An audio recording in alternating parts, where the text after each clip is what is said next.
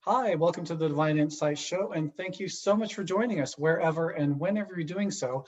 I'm thrilled that you could join us and excited that you're here. There's no accident that you're here. Whatever brought you to this moment in time with this show, we're going to have some incredible information for you, some inspirational and motivational information with our incredible guest here, who's Dave Sherwin, who coined the phrase 50 is the new 30. He's a certified fitness and nutrition coach, an entrepreneur, and practitioner of mindfulness and meditation. He's got a passion for helping grownups navigate the real-world business and life challenges that we face to achieve their best health and wellness at any age. Dave, thank you so much for joining me, and welcome to the show. Well, thanks a lot for having me on. I'm excited to be here. You're so welcome. And so let's dive into wellness now. And I'm sure just in the last year, everything has shifted, right? Global pandemic changed the way we created fitness in our lives and our sense of self and all the sort of depression, anxiety, everything that compounds upon itself. And here we are, 9 months later, still in shutdown in most of America. And so I'm thrilled to have someone like you with your experience, and I'd love to dive into it. So how did you come up with 50 is the new 30, and what does that mean? Well, I didn't coin the phrase. Like anything meaningful in my life, I learned it from someone else. I am I am the king, and I'm sorry, I'm not sure where that came from, but I love the phrase and I use it a lot. And I don't know who coined it, but I'm a master of finding good information and using it and sharing it. But typically, I'm not the inventor of many things. I'm just like everyone else listening, probably, that I'm always looking for good ideas, and then I can run with them as good as anyone. But I didn't coin the phrase, but I really resonate with it. Got it. Okay. I use it a lot. I'm 54 years old, and I've got 5 grandchildren, and so I'm hitting that point in my life where health is becoming more and more important, and where being as healthy as I can, as long as I possibly can, it is something that I think about on a regular basis, as probably many of your listeners do. And if they don't, they will sooner or later. So this is a great discussion to have. Right. Yeah. I mean, oftentimes we might be forced to think about our health when something that we don't want to experience is happening. Like, why do I hurt here? What's happening over here in this place? And so I'd love to just dive into how we can think of, holistically, about the whole self. And as you work with clients and have developed, what is working well in your life, what is it that you could share with folks? Let's just think of like 3 things that maybe we weren't thinking about last year, but we're thinking about this year as far as priorities or ways that people can really, really get down to the best health that they can. Do you have any thoughts on that? Yeah, especially during this very bizarre kind of episode that we're having globally. What's happened with health is it's truly right now the best of times or the worst of times. People are either doing better in their health or they're doing worse. There's very few people who've stayed static. Earlier this year, I had a really interesting experience where my wife, who typically was going to our local rec center to exercise on a regular basis, suddenly had to figure out how to exercise from home. And I was going to a big box store to buy stuff. And she's like, hey, while you're there, will you pick me up some yoga blocks? I'm going to start doing yoga. I'm going to watch, yoga instructors on the TV and do yoga. So I had the shock of my life when I went to the recreation area of the store, the sports area, to get yoga blocks, and it was wiped out. We're talking everything but the weirdest exercise equipment was gone. Right. Weights, kettlebells. I took a picture of it. It was so dramatic that this place was wiped out. It's been like that ever since, by the way. I bought a rowing machine. I ordered a rowing machine in August that I got in November. And so what's happening is many, many people have made a shift. They've bought equipment. They've got that Peloton they've been dreaming about. They've got a rowing machine. They've got a cycle, or they've got equipment, kettlebells. They're buying programs, and they've made the shift. And what they're finding out is that every morning it's super easy to get up and get some exercise in the comfort of their own home, and they're getting fitter. On the other hand, recent research was done where they've discovered that 40% of women in the United States are binge eating. The binge eating number is up 40% amongst women. I haven't heard any stats on men, and so I'm unsure what's going on there. But that is a recent study, fairly large scale, that was done. So we know people are simultaneously dealing with a completely disrupted schedule, which has either caused them to learn the joy of exercising from home, or kind of go downhill from the stress. And so for the people in camp 2, that's the camp we're concerned about, right? If your health has gone downhill because of what's happened, then the first thing I would actually address is your nutrition, believe it or not necessarily your fitness. One of the advantages of being at home is you've probably been introduced to the joys of cooking if you weren't previously, and that can be a wonderful thing. And so one of the things that we teach, I'm a precision nutrition certified coach, and precision nutrition has a very famous now rule of eating called the hand rules. And this is the first thing I'd share with the group is that if you take your hand, of course, is in proportion to the rest of your body. If you're a smaller person, you have a smaller hand, and vice versa. And so if you look at your hand, and with every meal, you try to get protein the size of your palm, that's about the serving size you should get. Healthy fats the size of your thumb, carbs the size of your closed fist. And if you're to open your hand and put some vegetables in there, an open handful of vegetables, that is a formula for the perfect meal. We tend to be carb addicts in developed countries, way too many carbs, most of them processed. And so by making this shift to ensuring that we get healthy proteins, vegetables with every meal, healthy fats and carbs, we're doing ourselves a huge favor so that we're cutting down on the carbs typically, increasing the amount of proteins. Because let's face it, some people eat entire meals with very few grams of protein in them. And so most people don't get close to enough vegetable intake per day either. So using that very simple hand rule, you can drastically improve your health very quickly.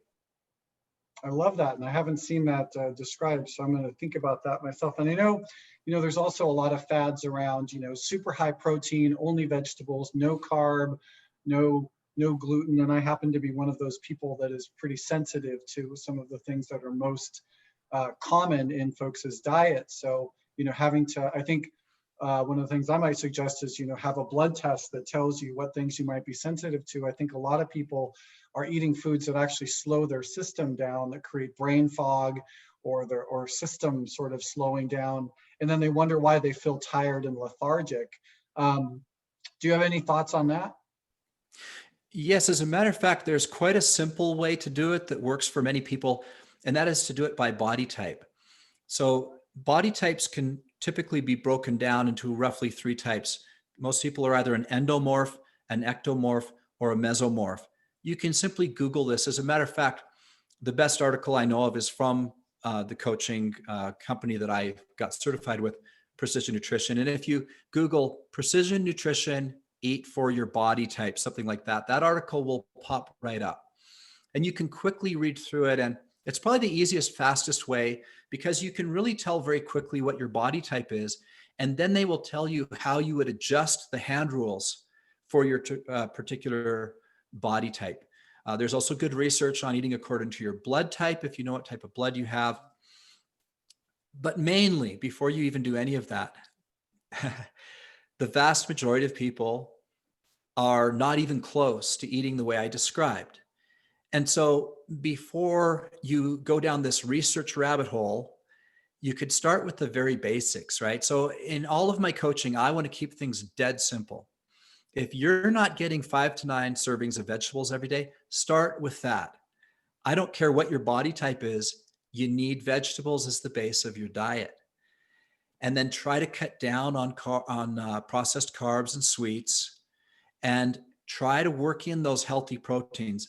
Most people are not getting enough healthy protein per day. So trying to do that with each meal. So the basic hand rules I described is really the starting place. And I wouldn't go off and doing any more research than that until you've got that down, right? Like it's just, the fact is, as coaches, we have to give people stuff that they can do. Right. And sometimes we ask people to do too much. So I guess for those of you listening, just ask yourself, how many servings of vegetables are you getting? How much carbs are you eating in relation to protein? And what source of fat are you getting in your diet? You could do a very simple personal scientific experiment and get one of the free calorie counting apps on your smart device and simply enter your food for 3 days. And that will really help you. It will just show you exactly how many carbs, protein, and fats that you're getting. And that actually is a very valuable thing to do. I try to do that every 90 days and just to check up on where I'm at. And they even break it down into things like sodium and phytonutrients and vitamins and minerals. And so in 3 days of simply entering in a smart app what you're eating, you can very quickly determine where you're at.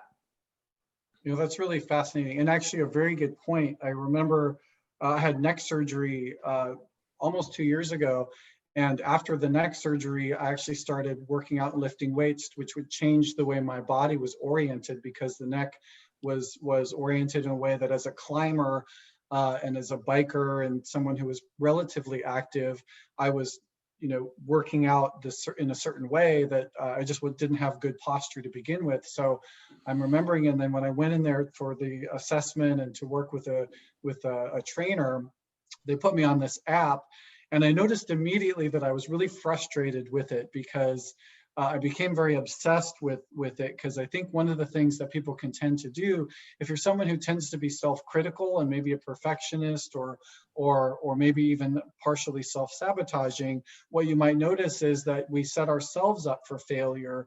And that's such an important point to, like you say, is to set reasonable expectations for yourself. So what we tend to notice with diets is that they tend to be failures, not because it's not a good thing to do for your body, but because people try to go from 0 to 100 on day one. And then because they might have even a moment or a day of considered quote failure, that they feel like they just give up. And then now they're in this like negative reaction space. So I really appreciate being realistic with respect to particularly setting yourself up for success. Yeah, we call it all or nothing thinking, and it's very common with diets and health. And in the end, I just don't believe that the average person is going to stick with anything that involves more than just buying groceries at their local store and doing fairly close to normal habits. And I just want to assure people, you can absolutely have phenomenal health, feel terrific, sleep well, have strength and stamina and all the aspects of good health, improve your longevity, your mobility, your endurance, everything, eating normal foods from the grocery store. You just can. That you don't have to do anything extreme. You don't have to do anything difficult. The fact is, starting with those very basic building blocks I mentioned of carbs, fats, proteins, and eating enough vegetables, if you just get those right, you'll be amazed how much better you feel.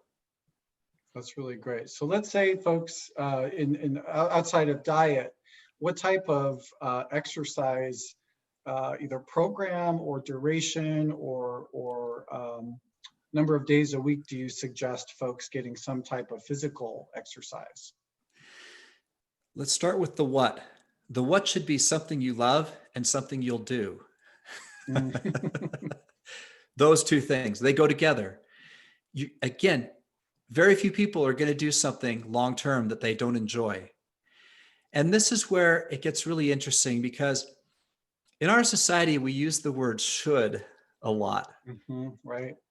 We use it with ourselves. You mentioned earlier self-sabotage and some of the negative ways of thinking that we can all have. And many times we think, I should run for 30 minutes 3 times a week. I should lift weights for 20 minutes 4 times a week.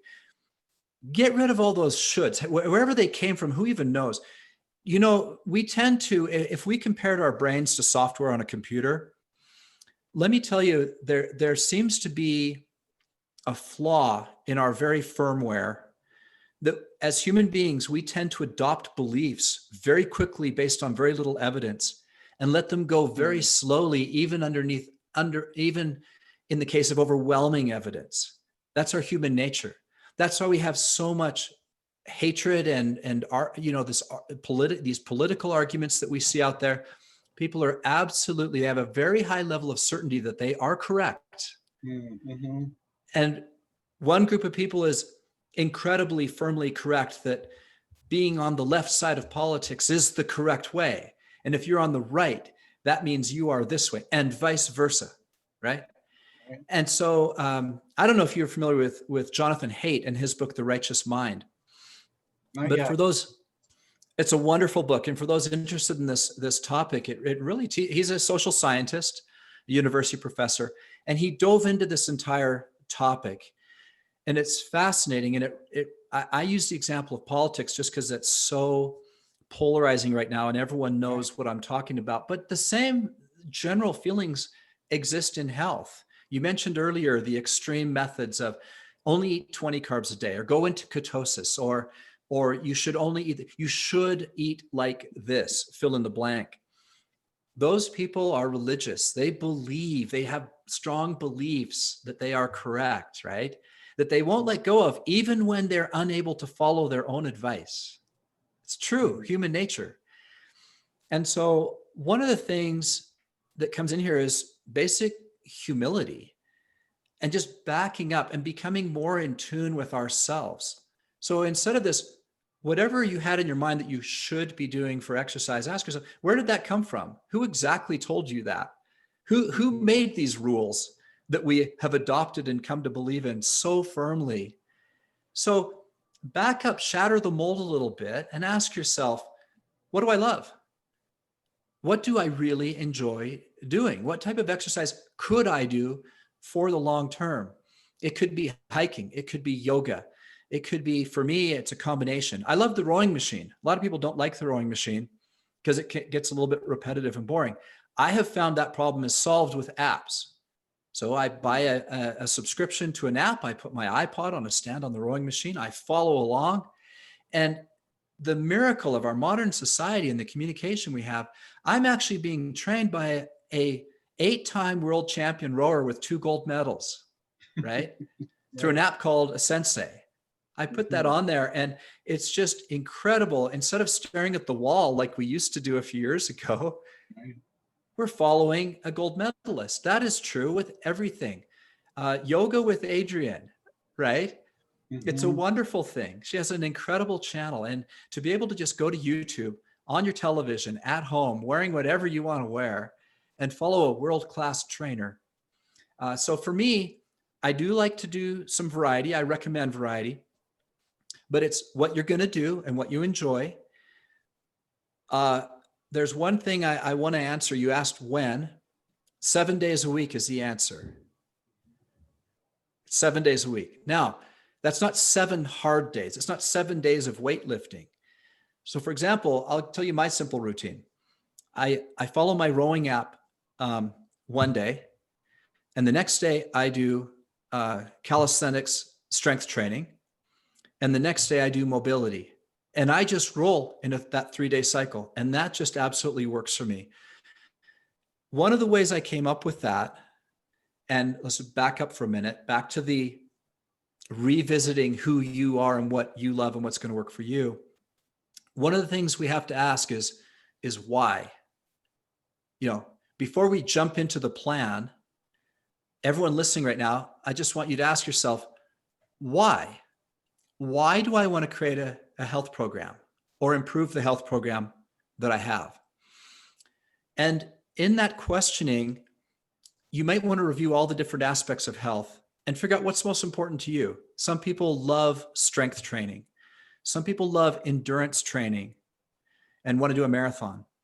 Some people love yoga. Some people like to hike, right?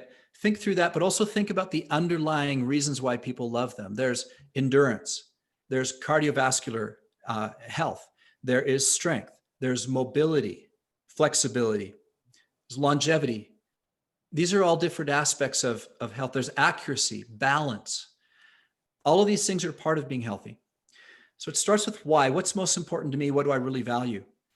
Then try to come up with a plan that covers as many bases as possible. That's why my plan is the way it is, because it includes strength and mobility and flexibility and longevity. All those are important to me. Now, the question why should be asked 5 times in a row. So this is a really healthy exercise to go through.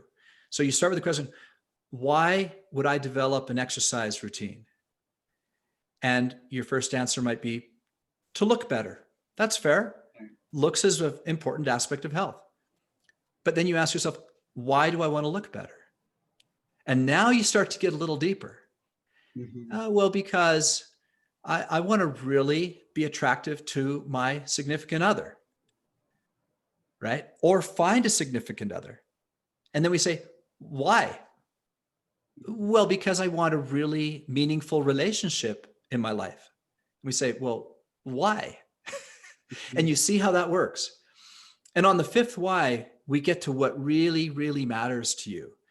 And when you've identified those 5 whys, from that, come up with the plan that makes your heart sing. And it's not something that has to impress anybody else. It's something that just needs to work for you. And then try to base it on what I said earlier, something you enjoy and something you can do. Thank you. I really appreciate that. And there's also some caveats that came to my mind around, being kind with yourself in the process of developing your system that you want to do or working through it. Is that, we tend to be polarized in our thinking and black or white versus just saying, okay, I'm going to be okay in the middle for a little bit while I figure this out. And so I really appreciate that the underlying whys, of course, are important and really helpful, which helps with the motivation for when we wake up in the morning and we're not feeling really good. I think, over the course of the last 9 months, depression has increased, anxiety has increased, active alcoholism, increases, drug use has increased. And in addition, there's the spectrum of folks that have gotten, a lot stronger and better, as you described earlier, and then folks that have been feeling a little bit more on the downer side. So I think being realistic and giving yourself, some patience in the process of figuring out how you're going to best care for yourself is also valuable. Could I touch on that for a minute? Yeah, please do. I actually was on a podcast about this very thing, even though this is not my expertise and I'm not a spiritual or mental type of a guru at all. I'm a fitness guy, right? But I had mentioned to this other person who has a podcast, my morning routine. And he was so fascinated. He had me on his podcast just to cover that. And I told him, look, I'm not a psychologist or anything like that, but this is just what works for me. And I found that people have been fascinated with it. So let me just share it with you briefly. But sure. When you wake up in the morning, that's a critical time of the day, maybe the most critical time of the day. And the way you start your day can set the tone for how your entire day goes. And I've always had a morning routine, but there is one really important aspect that I changed this year under all the stress and anxiety of COVID. And that is what I don't do anymore. I do not look at social media or the news or my phone at all, 0. Until after my morning routine is done. I highly advise that for everybody. Do not get up in the morning and start your day by going to Instagram or Facebook or Twitter. Just don't do it.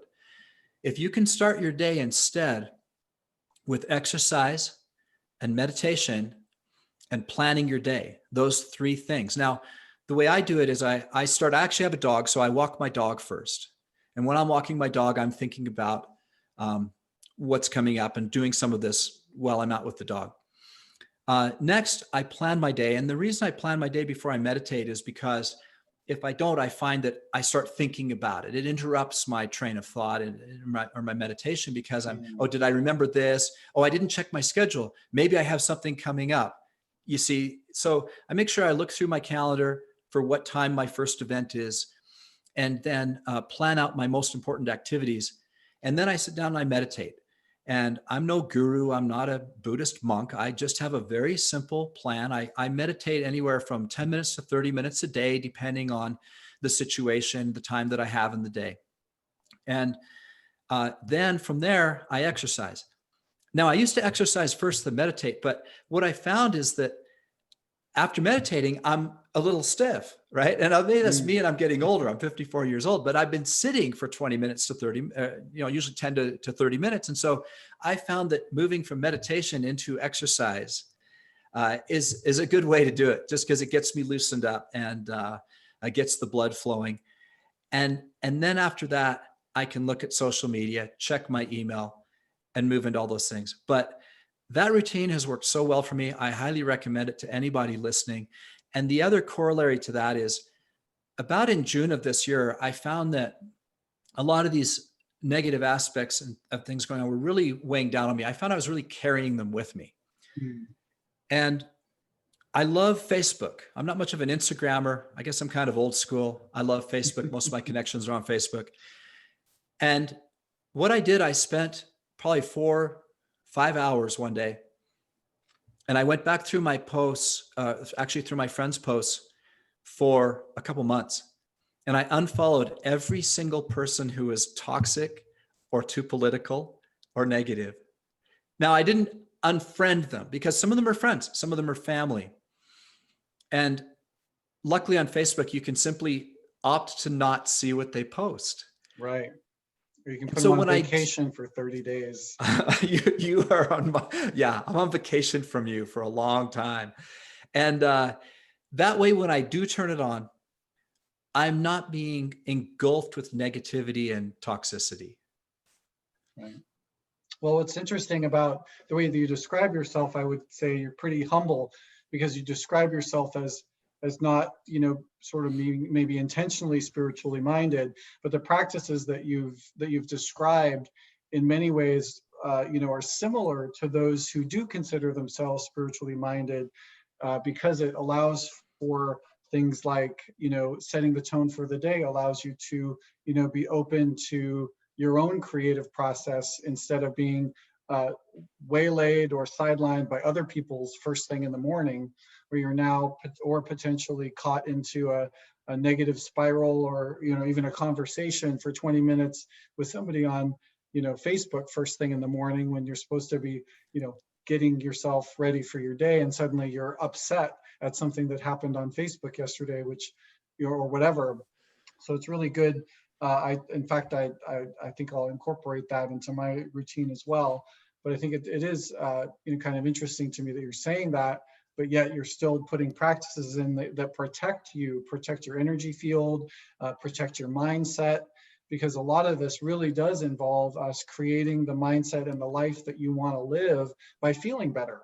Ultimately, I think that's what a lot of people want to do is, I want to feel better. How can I feel better more often? How can I feel even better? What strategies can I do in my life that help me do that even better? So I'm also curious, just to change directions a little bit, because I know that the supplement industry is just overwhelmed with misinformation about what supplements do actually help or what don't help. I'm curious, in your experience, what type of, you describe a functional supplement strategy in your materials. Could you share a bit about your perspective and experience on supplements? Yeah, so I'm really a health geek. I've read over 700 books on health, believe it or not. And I know that sounds ridiculous, but I'm a fast reader and I love the topic. And so I've been reading health books since I was in my 20s, and now I'm 54. And so it's just something that I really enjoy doing. And along the way, I've picked up many things that were very surprising to me. For example, there's a book called The Perfect Health Diet. and I can never pronounce her name correctly. It's a couple, Jimene, Jimenez. They're both PhD chemists or nutritionists.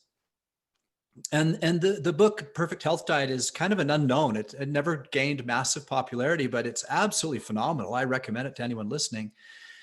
And in there, they introduced me to a topic that I thought was fascinating because it's a evidence-based book. It's based on studies. You can imagine when two PhDs get together to write a health book, what that's going to be like, right? All based on evidence and massive studies. And one of the things that they found that was very interesting is that multivitamins seemed highly ineffective in helping people improve their quality of life. And yet, vitamins taken individually tended to have a major improving effect and improve the health over time. And that really sat with me for a long time. And then they gave a list of those that were most important. Vitamin D, zinc, chromium. There's a variety of things that we all ought to be taking on a regular basis. I did a lot of research into that. And finally, we developed a product called Mimi's Miracle Multi, which only has 16 ingredients. Because what we found through that introduction to me of the concept that most multis don't work, did a lot of research on why that would be. And first of all, the fact is they're just poorly formulated. They don't have enough of the ingredients we're really deficient in. They have too much of some things. They're generally very, very inexpensively made. As a matter of fact, our product, Mimi's Miracle Multi, costs me more to make than a one-a-day cost to buy at the big box store, right? Wow, yeah. Just to show you how out of whack the whole industry is, right? I actually had a doctor tell me one of the fun things in his practice that he got to tell people was he knew what type of vitamin they were taking after he took an x-ray because he could see them lined up in their digestive system ready to be eliminated. Wow. And so some of these pills do not even break down in your digestive system, to give you an idea. And so to answer your question, we have a lot of evidence over about the last 5 to 7 years from labs. A lot of labs popped up doing nutritional blood panels. And there's always been this debate between doctors saying, you don't need any supplements, and other health professionals saying, you need a ton of supplements. And here they are. You got to buy all my stuff, right? There's always been this discrepancy between the health-minded people and the AMA types about what is necessary. But the whole argument was blown open when hundreds of thousands of people started getting nutritional blood panels, when a lot of health conscious people want to know, what am I deficient in? And what we now know is that 76% of Americans are deficient in vitamin D. And the same numbers are close for many, many other critical elements: zinc, magnesium, calcium, chromium, vitamin B. Many people deal with some depression. The minute they start taking a high quality vitamin B, they pick right up. Their whole system just is infused with energy and light. I mean, I've seen some really incredible stories just from people filling a vitamin B12 deficiency. So we formulated Mimi's Miracle Multi specifically based on all the evidence of what people were most likely deficient in and just put it out there. Mimi's Miracle Minerals is a top-selling supplement that we have that has over 70 trace minerals. And those two elements, whether you get them from me or get them from your local health food store or whatever, I highly recommend everyone listening at least supplements with a high-quality multi and mineral supplement. And based on everything I've read, the research I've done, and by the way, I send in my own blood work every year and get a nutritional blood panel. I have for about 5 years now. And that's another thing I'd encourage people to do. 5 years ago, it was $500 to get these tests done. It was very expensive. Yeah. Today, it's about $100. And I would argue that anyone listening could probably scrape up $100 a year in the interest of their own health to just know what you're deficient in. So to me, the number one reason to take supplements is to fill in deficiencies.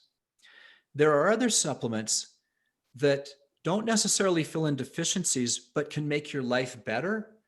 And if you can afford to add other supplements into your life after you've adopted a good multi and mineral, then wonderful. I'll give you another quick example. I like a pre-workout. My body does well on caffeine. Some people don't. About a third of people will perform better on caffeine. About a third of people should not take caffeine. And about a third, it just will hardly make a difference. There's a ton of research on it. I happen to be one of those people that if I take some caffeine before a workout, along with arginine and other healthy ingredients, I know it's not the best thing for me probably, but the fact is it wakes me up. I get a great workout. I probably get a few more reps and push a little harder than if I don't. That's just from personal experimentation. And I don't do it every single time, but 2 or 3 times a week, especially if I'm feeling a little sluggish, I like to take a scoop of pre-workout, and I feel like I get a much better workout. So that's just an example. There are many women listening that may be deficient in iron. That's a very common deficiency in women. And again, getting the right amount of iron can make all the difference in their life. And so there are gender-specific supplements that make a big difference. There's also one called glutathione. Glutathione is a product that our body manufactures, but the amount of glutathione we manufacture over time goes down. So we don't need to take glutathione, but if you supplement with it and raise your glutathione levels, then your immune system is boosted better than probably anything else you can do. So sorry, that was a very long-winded, you really hit me on my main topic there. And so I maybe went on too long, but that's just some ideas on the basics and then some thoughts on additional areas you could explore. No, that's really great. I appreciate that, because I think, a lot of people you really need to know themselves more is kind of the point as well. Know yourself well enough to know that maybe what works for other people might not be what works for you. So allow yourself to be flexible in trying out different things until you get the right system in place that works for you. So I really appreciate that. And so I'm curious, as we get close to the end of the show, is there anything else that you'd like to share about maintaining optimum wellness in your 50s that you'd like to share with our audience? Yeah, there's a few things. I actually have a cheat sheet at dirobi.com. If you go to the resources page, there's some stuff you can download. I actually have 7 principles, which would take us a while to go through, but you could download those 7. One of those that I would add right here is intermittent fasting. And as you get older, I think this is one of the biggest favors you can do to your body, which is essentially stop eating after dinner. No one craves broccoli at 7 o'clock at night, right? Whatever you're going to eat at 7, 8, or 9 o'clock at night, odds are it's not that healthy for you. And so a lot of people, they know what intermittent fasting is, but I think they miss out on one of the most important aspects, and that's what you don't eat when you start into that fasting window. But when you stop eating after dinner, what happens is your hormones start to come in line. Your body's digesting the food. Your melatonin starts to rise before you go to bed, helping you sleep. Your estrogen, testosterone drops, your blood sugar drops. And overnight, your HGH rises, testosterone and estrogen go up, your blood sugar is low, and you wake up in a perfect hormonal state, ready to take on the day. This is why our minds are so sharp in the morning, is physically we're at our best. And if we had a midnight snack of unhealthy food, we kind of blow this. We can also ruin our sleep.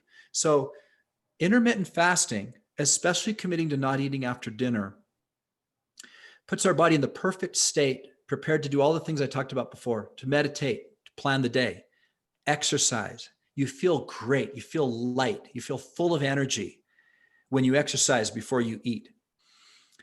That HGH is high. The testosterone is high. Now, a lot of people don't understand testosterone. Men and women both have testosterone and estrogen, just in different ratios. And both of them are important to both men and women. So that whole hormonal cycle that is improved through intermittent fasting helps you in so many ways to get the most out of your food, to sleep better, to exercise better, have a better morning, have a better start to the day. And then when you do that, your brain also functions better, which means you're more likely to make those good decisions when it's time to eat. Do you know one of the reasons why we tend to eat junk food at the end of the day and not the beginning of the day is because our cerebral cortex is most active in the morning, but as the day goes along and we start to get tired, get a little fatigued, our reptile brain starts to kick in. Mm. We have less self-control. And neuroscientists will tell you this, that when you're trying to make decisions at 5, 6, 7 o'clock at night, you're making worse decisions than those you would make at 6 a.m., 7 a.m., or 8 a.m. in the morning. And this is a fact that neuroscientists will prove out through their research to us. So again, this is just helping work in getting our bodies to work with a good circadian rhythm, in tune with nature and how our body was designed, in tune with the sunrise, sunset, the moon. All these things come into play when we eat more healthy foods at the right times and get in touch with the rhythms of our body. And so that's kind of a long closing thought, but there you go. Well, I really appreciate that. And you mentioned the website, and could you spell that for folks who, you said Dirobi, and you also have a health show, I know, in which folks can obviously get more information and follow and watch and subscribe as well. But what's the website that you would encourage folks to check out? Yeah, the website is dirobi.com, dirobi.com. And a good place to start is the resources page, because we have a lot of good free information there. And then there's a link to the podcast, the Dirobi Health Show. I've had some really phenomenal guests on there, including James Lawrence, the world record holder for Ironman distance triathlons. And I've had all kinds of experts from every walk of life. It's been a fun thing to do, and I've learned so much. So make sure and check that out. And then if you subscribe to our newsletter, you instantly get a coupon code. If you see anything there you like, check out the Mimi's Miracle Multi and the Mimi's Miracle Minerals. Those are our 2 core supplements, and well worth having a look at if you're not currently taking a good quality multi and mineral supplement. So there you have it, dirobi.com. Awesome. Well, thank you so much. And I really appreciate your time and sharing your wisdom with our folks. I know that we could go on and on and on this incredibly big, epic kind of topic, but I really appreciate what we've been able to share today, and particularly now when our health is so valuable and so important to us. So I really appreciate you being here with us today, sharing your wisdom and insight with everybody. Thank you so much for having me on. You've been a great interviewer, and this has been fun to talk with you. Awesome. Well, thank you so much. And thank you so much for watching or listening wherever you have. We appreciate you being here and hope you have a wonderful day. Thanks and take care.